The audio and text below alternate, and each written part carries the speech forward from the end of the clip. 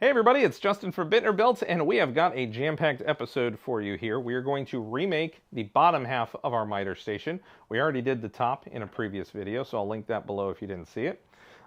We are going to replace the 2x4 construction with cabinet construction. We have the Harvey G700 that we just installed, so we're going to build a workspace over that with, I think, a clamping station. I'm not sure yet. But the big part of this video is going to be adding a wing product to this. People buy aluminum wing products typically when you're a contractor out on the job site. So then you have a really long track that's really flat and stable for you to be able to work with long material on. I was at the National Hardware Show in Vegas earlier this year. I interviewed Red House Tools. They have a really cool Easy Wing product, and they sent me out one, and I've been using it with my crew when we do permanent Christmas light installs. We use this track product. So we need that extra space. So we love it. It lives in our trailer, but it takes up a lot of space when we're not using it. It has a nice carrying bag, but it's just, big. And so I said, you know what? I have this cool thing. Let's use it all the time. Why only use it some of the time? So we're going to build it into the miter station. It's going to give us 5 T-tracks on both sides, removable fences, all sorts of flip stop and different capabilities that I didn't have before. So I think it's going to work out really cool. We're also going to add little cubby drawers and all sorts of stuff to make use of the space. I even got a new miter saw that we're going to throw in here too. So there's a lot to go over. I'm going to rip this apart and we're going to get building today on Bitner Built. The demo is complete. Let's start by making our first station. We're going to do an 8-foot station here first, directly over my Harvey G700 dust collector. We're going to make a small cabinet at this end that will be able to fit thin things like cutting mats and things like that. We want to make sure that we keep our distance between the air filter area and my trash cans, so I want to make that a very thin wall right here to support it, and we're also going to use 2x4s just to bridge this gap. I know we're using cabinetry everywhere else, but you can't always do that.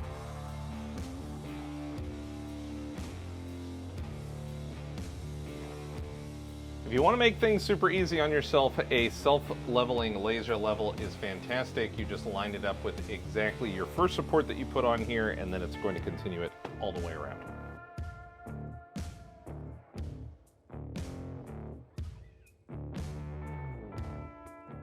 All right, the top's on. We have squared up the leg here. That way now I can make an accurate measurement and cut for a 2x4 in the front. I'll add some more blocking in here too. We will come back and add trim to this later once we marry the whole station together. But man, look, I have all this extra workspace now.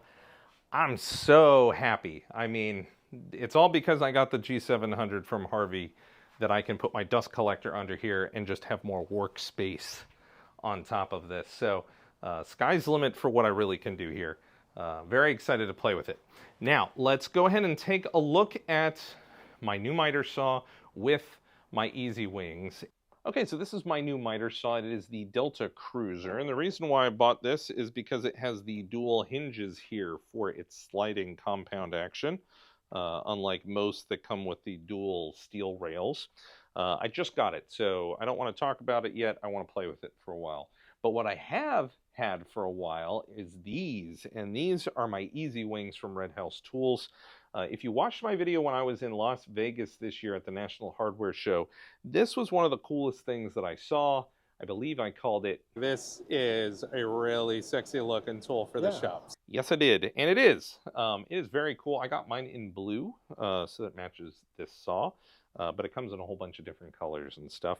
But I've had this out with my crew, my lighting business, for quite a while now. The guys really, really love it.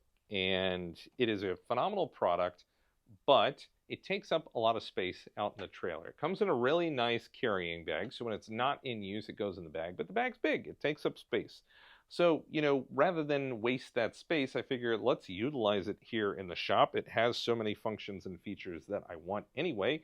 I might as well just keep it with this saw wherever it's going. So, taking a look at this system, it is made of aircraft-grade aluminum. It has dual T-tracks built into the bed, so whether I use a fence or not, I can always use some sort of stop. I can use a tape insert, so I have this aftermarket It's a T-track insert plastic piece that you stick tape to. So you can slide it directly in on the T-track, and then it gives you measurement capabilities when you want it, and it can go away when you don't. It has this removable fence here, which I love extruded aluminum T-track pieces. They're just so functional. It is 2 thumb screws in the back, and then the fence goes away. So as I've talked about before, I think I want to get away from using vertical fences all the time, but they definitely do have great purpose, which is my guys have been using 3 stop blocks here, flip stops, that basically it's our 3 main cuts that we've been doing with material. So that is a great use for this type of thing. There's so many other types of jigs and things that you can add in on T-track fences like this. So it is very, very cool, and it's nice that I can just put it on, take it off with 2 thumb screws. The wings are really easy to take on and off. There is 1 hand tightened T-nut underneath. It takes 1 turn to get it undone. It then slides back. You can take the entire thing off and put it away. It's not that heavy. I mean, it is extruded aluminum and it is heavy duty. You can see that on the bottom, there are these folding legs, and that is what I'm going to be using here on the miter station. What's really nice about them is they have micro adjustment screws for leveling on the bottom. If you've ever built a wooden miter station before, you will know that eventually over time you will get some warping and movement in that station, which will require some calibration. So here, aluminum will never do that, but if the material that it's sitting on does, I can just adjust those micro adjustment feet underneath. This is the bracket that the wings sit on, and this gives you adjustability forward and back, also up and down, to make sure that you're matching the height of your miter saw here. The base that you are then going to be placing it on raises your miter saw 1 3/4 inches off of the tabletop. So I first had to account for that. What I want with this build is for this top to be flush with the rest of our build. So I needed to understand exactly how tall that was. And so I have a 5.5 inch rise that I'm going to have to build into our cabinetry so that we will sit 5.5 inches lower than the main tabletop. The Easy Wings come in 2-foot increments. I have 4 pieces, so that gives me 8 feet of extended support on my system. I don't have room for all 4 pieces, though. I'm going to install it with 3 pieces. I'm going to do 1 on the left side, since I typically don't measure on that side, and 2 on the right. You can buy as many of these pieces as you want to and make it go crazy long, but it will have deflection the more pieces you put on there. So they do sell these really cool carbon fiber legs that just clip right on and add support wherever you need it. Now that I know that I need to accommodate for a 5.5 inch drop, let's go ahead and start building our cabinets, factoring that in. I'm going to be doing 3 cabinet carcasses on the bottom, as well as leaving a gap at the end where we're going to bridge across for a cyclone. I need to drop 5.5 inches. This is my first one that I did just to make sure that my templating was correct. I'm going to make a whole bunch of other cabinet side walls, of course, but I need to be able to cut out for this plate on the back of my house. So I'm doing a 5 inch by 6 inch cutout back there. The cabinetry that I'm going to be making for me, I mean, obviously this is for me. You might make some different choices, maybe do some drawers and a whole bunch of different enclosed cabinets. I'm going to be doing shelving here specifically for larger items because I get large lasers and things sent to me for review, and I need a place to store these things from the time that I get them to when I review them. So I'm giving myself a whole bunch of storage options for that type of stuff, but of course you might make some different decisions on what you do in the lower cabinets for yourself. The cabinet carcasses are done, and so now we need to perfectly mount them. That means making sure that they are level in every direction. I'm going to spend a lot of time on this first. Since this is a garage, the floor is sloped and it's concrete. So I will be using plastic shims underneath these cabinets to make sure that they are perfectly level and flat. But the plastic's important because you don't want to have wood directly in contact with the concrete as well. Well, everybody, I goofed up pretty bad. As always with my channel, I goof up regularly. And I share it with you because we're all human. We make mistakes even when we know not to do something and we do it anyway. So hopefully this will sear into your brain because I don't want you to do this like I did. So where was my big mistake? when I made this worktop over here, I did it 40 inches off the ground, and it's perfect. It's level, it's great. And then this unit over here that I just built with the cabinets, 40 inches off the ground too, perfect and great. But that's the stupid part. I shouldn't be measuring off of the ground because the ground might not be level. When you're inside a house and you have a floor, you're going to have a small deviation. But when you're in a garage, this floor is all over the place. And so I actually have an inch deviation between these two surfaces that should be perfectly lined up. This cabinet is perfect with the other one over there, but not this one. And so I already had my laser level out. I already told you in the video to use it. A self-leveling laser level is fantastic. And I didn't use it to make sure that these two were at the exact same height.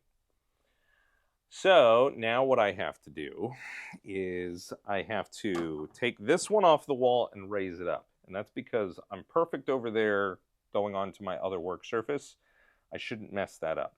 This will be the easier solution, is to raise this up. The problem is this cabinet that I had built here was correctly done for this height, but now that I'm raising it up, it's too big and it keeps me from raising it up. I actually have to use a demo saw to get this out because it's pinned in with the French cleats that I put in.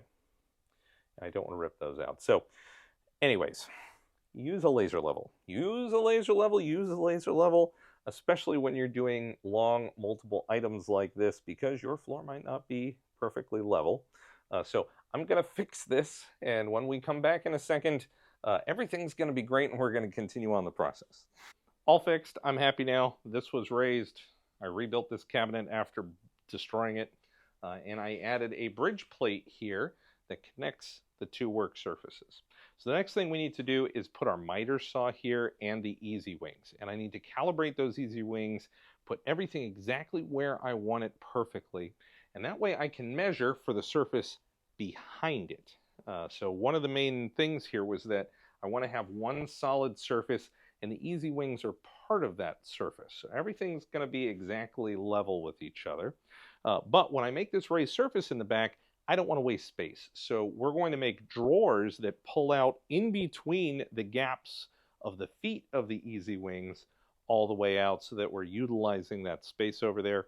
And then we're going to build an enclosure for the miter saw.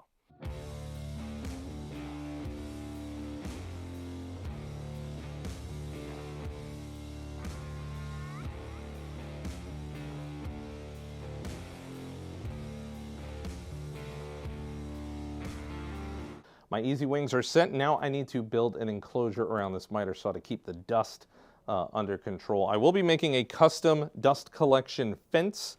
That will be in a different video, but we still want to have an enclosure. So this is a great use for some cardboard, some really nice cardboard. I grab pieces like this when I see them, hold on to them because they're great for templating. So if I just put a wall right here and build a typical box, this is a bad use of space because I'm eliminating a whole bunch of storage on that wall, right? And I don't need it on the inside here because this miter saw is pretty tight and compact. So what I'm going to do is I'm going to go about 8 inches back, and then I'm going to put it in at an angle, something like this. And again, this is why it's good to template this. And look, I'm still not hitting it. So that is awesome. It opens up a lot more of that wall space. I will still be able to access it really easy. And we have a smaller space in here. Should you choose to put some sort of dust collection on the inside of your box, you want as small of a box as possible so that it's as effective as possible. All right, the rough box is built. I'm now gonna work on the top here, but seeing as I went in at an angle, I'm gonna take my piece of cardboard and put it up on top, flat against the wall, score it right here. Then this should be my angle down at the bottom. I used a square, so everything should be equal.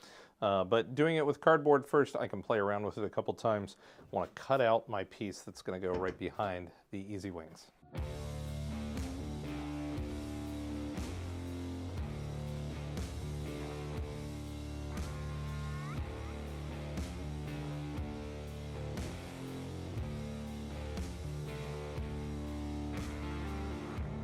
The tops are in, but now we have these cavities under the Easy Wings. And it's so that we have one solid surface on the top, but I don't want to waste space, so this is a great spot for some drawer units. I place these dividers that are in the middle to coincide with the legs from the Easy Wings so that I can put some drawers in here, pull them out, and these dividers are going to keep them in place even though I'm not using drawer slides for this and not impact the legs of the Easy Wings. I'm also having it where the drawer sits back further than the separation between the top and the Easy Wing. That way, if there's sawdust that falls down in between there, it's going to fall into this surface and not into my drawer.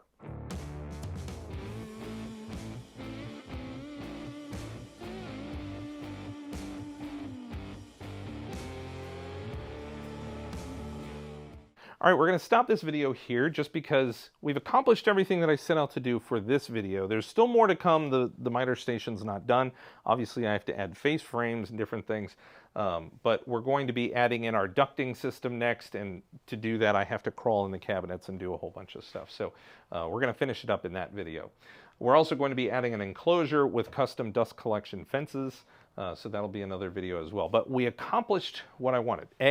We got this whole corner unit over here that I've never had. Dust collector bins and stuff were over here before, so it's nice that now I have a really nice new workstation. I incorporated my Easy Wings. We got the Easy Wings from Red House Tools a while ago, and my crew has been loving using them. But it's a shame that when we're not using them, I just put them in a bag and they're sitting there. So now, you know, I'm using my really cool tool all the time. It adds lots of functionality to my miter saw by giving me dual T-track. I can add in my fences when I want to, just with 2 thumb screws, take them away when I don't. That gives me the opportunity to use my flip stops and things when I want to. But the rest of the time I have a nice open space that I can utilize for all sorts of other stuff. They're super sturdy, so I'm not worried about placing heavy things on here. And then I added in drawer units, so I wasn't wasting that space when I raised the top over here. So I think it went over pretty well. Obviously, I showed you that I goofed up at one point. Remember your laser level in a project like this. It was ridiculous that I said remember your laser level and then I forgot to use it in the next step. So remember your laser level. We all make mistakes all the time. So I hope you liked how this turned out. I hadn't seen anybody incorporate wings in the shop before. I know wings are mainly for out at the job site, but you know what? I work out on the job site and in the shop. So might as well use my cool tools all the time. I hope you got a lot of good content from this video. If you did, I hope you'll like and subscribe. That's what really helps me out. Stay safe in the shop, and I'll see you in the next one.